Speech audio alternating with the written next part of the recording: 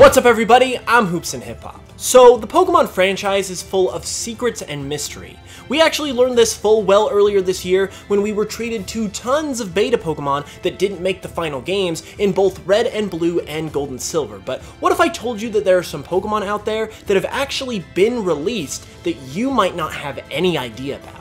Over the years, we've seen some official, unofficial Pokemon, if you will, make their appearance across the different forms of Pokemon media. And despite being shown off in official material, these Pokemon do not make their way into the Pokedex, and I'm willing to guess that there are some that you don't know anything about. So today, we're going to be looking at some secret Pokemon that you probably don't know about. Let's take a look. Okay, so the first Pokemon we're going to be talking about made its appearance in the third Pokemon movie. As you might know, because it's a rather popular topic of discussion, there is a book in the movie that Molly Hill owns that depicts legendary Pokemon of various shapes and sizes. We see Entei in the book, we see Unknown in the book, we even see a Pokemon in the book that could very likely be Volcarona, as has been theorized by various other Pokemon YouTubers. However, even though this book has gotten a lot of attention, there's one other Pokemon in here that doesn't really seem to get a lot of love or attention itself, and that would be this fairy Pokemon. Now, as I said, this is a book of legendary Pokemon, so this is definitely a legendary Pokemon, but it obviously is not one that it looks like we've ever seen before. Now, its wings do look like they're reminiscent of Beautifly, however, its body is much more that of a human body, obviously. And if we take the thing as a whole, it obviously does not look like any sort of Pokemon we have ever seen before. Now, obviously, just because this Pokemon appeared in a Pokemon movie does not mean it's going to be an official Pokemon somewhere down the line. However, because of the popular theory about Volcarona looking a lot like the Sun Pokemon in this book, and that theory just being an excellent theory overall, it gives some credence to the idea that, hey, maybe somewhere down the line we will see a Pokemon that looks similar to this fairy Pokemon, but hey, only time will tell. Switching from the anime to the manga for a little bit, we actually have an unnamed bug Pokemon that appeared in the Pokemon Pocket Monsters manga, and it looks a little something like this. Now, in the Pokemon Pocket Monsters manga, this is actually a Pokemon that Red caught. It was his first Pokemon after his starter Clefairy that he actually obtained, and he obtained it in the Viridian Forest, much like Ash obtained Caterpie also in the Viridian Forest. Now, it's interesting because even though this Pokemon got a highlight becoming one of Red's Pokemon in the manga, it didn't get a name, and we don't know anything else about it other than it is a bug type and it is supposedly very weak. Now, the Pokemon Pocket Monsters manga is known to be a little bit more of an eccentric manga, if you will, so it kind of explains why something like this would appear in this manga, but even still, this is an official piece of Pokemon merchandise, and this is a Pokemon that obviously had some importance to it because it was caught by the main protagonist, Red himself. So even though we don't know anything about it, it's still a very, very cool piece of Pokemon history. Now, going once again from the manga back to the anime, we actually see an unnamed Pokemon, or a Pokemon-like figure at least, in Pokémon Origins. In the first episode of Pokémon Origins, once Red arrives at Brock's gym, we actually see the statue of an unknown cat-like figure that has dragon-like wings. Now, even though we haven't seen this creature ever before, I think it's pretty safe to say that it is a Pokemon of some kind, because it's appearing in a Pokemon gym. It wouldn't make any sense in the world of Pokemon to have a statue of a figure that is not a Pokemon in a Pokemon gym. Like, Pokemon is kind of the theme here. Now, this unnamed Pokemon actually reminds me a lot of Eevee and its evolutions based on its form, and given that it has dragon-like wings, reminds me of what a dragon-type evolution could look like. Now, call me crazy, call me a conspiracy theorist, but given the fact that Pokemon Origins takes place in the Kanto region, and the new Pokemon Let's Go Pikachu and Eevee games also take place in the Kanto region, and Eevee is a central part of those games, and we know we're getting one new Pokemon in these games that we've never seen before, I mean, who's to say that maybe that Pokemon won't be a dragon-type evolution that doesn't look like this? I mean, I'm not gonna call it a theory or anything,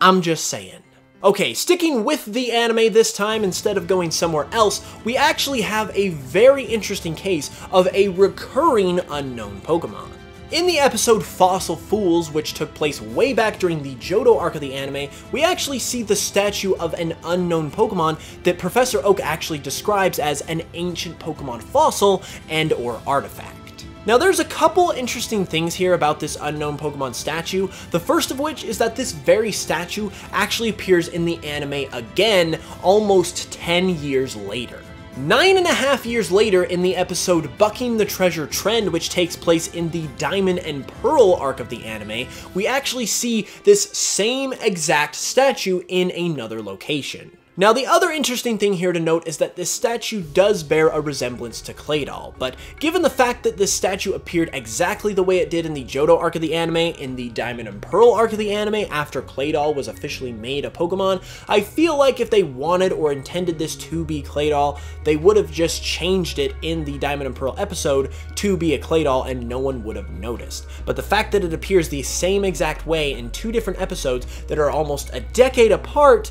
gives this a little more intrigue and interest, and maybe we will actually see a Pokemon that looks like this somewhere in the future because maybe Pokemon thinks of it as important for some reason. Okay, now we are going to make the jump over to the games for a second and talk about a mysterious Pokemon that really hasn't been confirmed, but it doesn't look like any Pokemon we have ever seen before. It has been stated in interviews with Ken Sugimori that the bones that the Pokemon Vullaby and Mandibuzz wear as sort of clothes are actually the bones of a dead Pokemon. Now, if we take this into account and look at the bones, they do not look like the bones of any Pokemon we have seen before. And if we look at Vullaby in particular,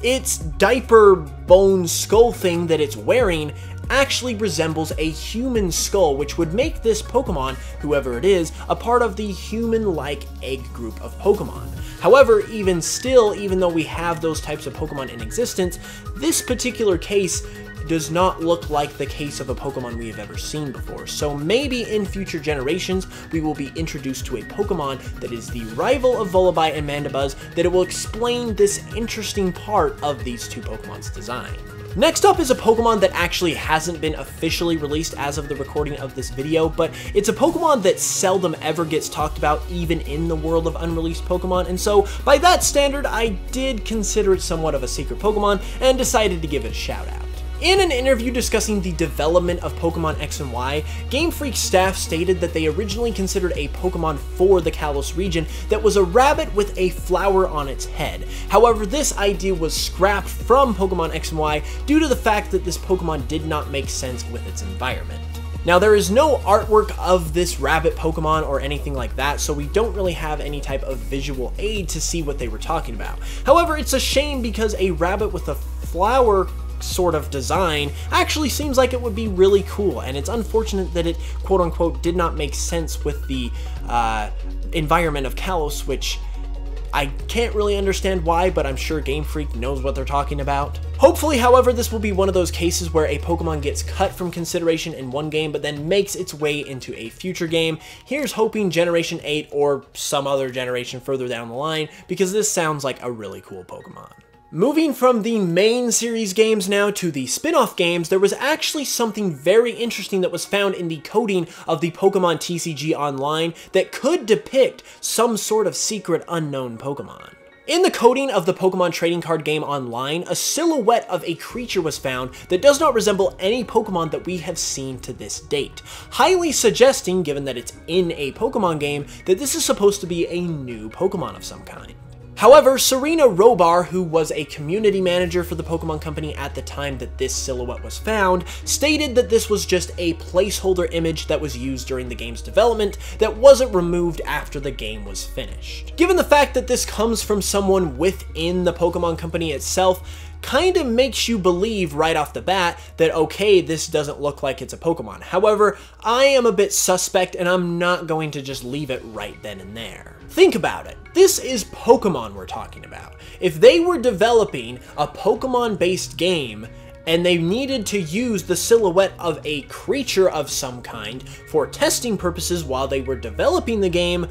why would they not use a Pokemon? even if it was a Pokemon that wasn't going to appear after the game was finished, you literally have hundreds of creatures like the creature that you use that supposedly isn't a Pokemon to choose from for your testing purposes. So in a game that's all about creatures, it really doesn't make sense to use a Pokemon, or a creature rather, that is not from your franchise for the purpose of development. On top of that, even though Serena Robar denied that this was anything else other than a placeholder image, obviously if this was indeed some sort of future Pokemon, Serena Robar and the Pokemon Company are not going to go out and say, yep, this is a brand new Pokemon, you got us guys, you found it, good for you. They're obviously going to deny it. They're not going to just let a leak like that happen without their own official announcement of said leak. So even though this Pokemon hasn't appeared yet, that denial from the Pokemon Company is obviously expected and doesn't really change whether or not this is a Pokemon. And like I said, given the situation, it just seems like there's still some more going on to this than meets the eye. And even though we haven't seen a Pokemon that matches this silhouette as of yet,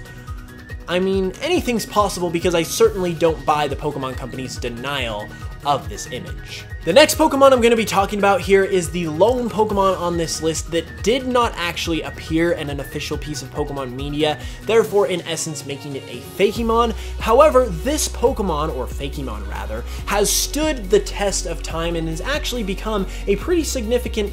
little tidbit of trivia within Pokemon's history, so I thought it was worth mentioning here. All the way back in 2005, a new Pokemon called Koru was revealed in what ultimately proved to be a fake magazine scan that was revealed to be appearing in a DS port of Hey You Pikachu. Now, of course, this was proven to be just a hoax later on, but given the way that this particular leak is talked about online as being very convincing at the time that it happened, and given that we're talking about it still to this day, 13 years later, especially given the fact it happened during a time when leaks weren't as prevalent as they are now, really just goes to show you how significant of an impact this particular leak and this particular Pokemon had on the Pokemon community as a whole. And for that reason, given its significance, I decided it deserved to be mentioned among these other secret Pokemon, because this type of stuff is really what makes Pokemon so intriguing in the first place. Okay, and now to round off the video, we're actually going to talk about a couple more Pokemon that appeared in the manga,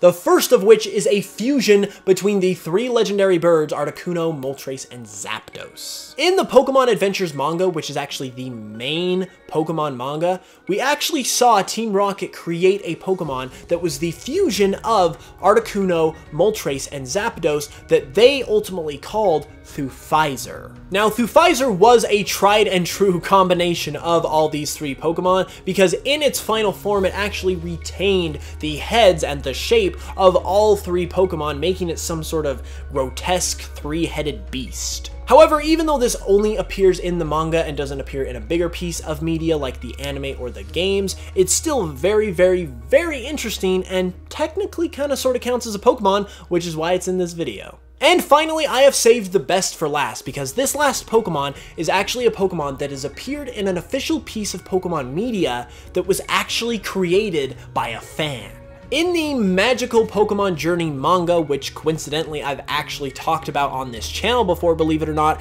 there was an issue called The Best Gift Ever. And in that issue, on the cover, there was a Pokemon introduced by the name of Marin. Now, Marin actually appears on the cover of the Magical Pokemon Journey manga alongside Clefairy, Jigglypuff, and Pikachu, and according to one of the manga's writers, was actually designed by a fan in the Draw Pikachu's Friend contest that was held in Japan, evidently for this particular manga. Now, this one is personally the most fascinating to me out of any of the other picks on this list, because even though this comes from a spin-off manga and it's a Japan-only sort of situation, the fact that a fan-made Pokemon could be adopted and essentially made official by the Pokemon Company themselves in any way, shape, or form is just about the coolest thing I think I have ever heard of. On top of that, not only was it accepted and adopted by the Pokemon Company, it was actually put on the cover of one of their manga issues, which is absolutely incredible. And on top of that, just to put a cherry on top of all of this amazingness, the Pokemon itself does not even look bad at all. It actually looks like a pretty cool Pokemon. So as cool as it is that this actually got accepted and was designed by a fan, and I think the fact that this Pokemon has that role in Pokemon's history forever, even if it's just tucked away in a tiny little corner of the Pokemon franchise, I think is absolutely one of the coolest things I have ever learned about Pokemon, and I am glad I found it and am able to share it with you guys today. And there it is. Now, the thing I find coolest about these guys is that even though they don't appear in the Pokedex, they do appear in official Pokemon media, like I said. And it really just goes to show how mysterious the Pokemon world is in and of itself, and how much there really is left to discover. If you guys enjoyed the video, be sure to give it a like because it really helps out, and subscribe if you're new for more Pokemon content every single week. You can also go give me a follow on Spotify to check out some of my remixes, because once I get enough followers over there, I will be giving away a copy of Let's Go Pikachu and Let's Go Eevee if we can hit 1,500 followers and 6,000 listeners by the time the games come out, so I would really like to do that for you guys. I will be back on Thursday with another video, so be sure to hit that notification bell so you can be notified as soon as it goes live, and until then, as always, thank you so much for watching, and I will smell you guys later.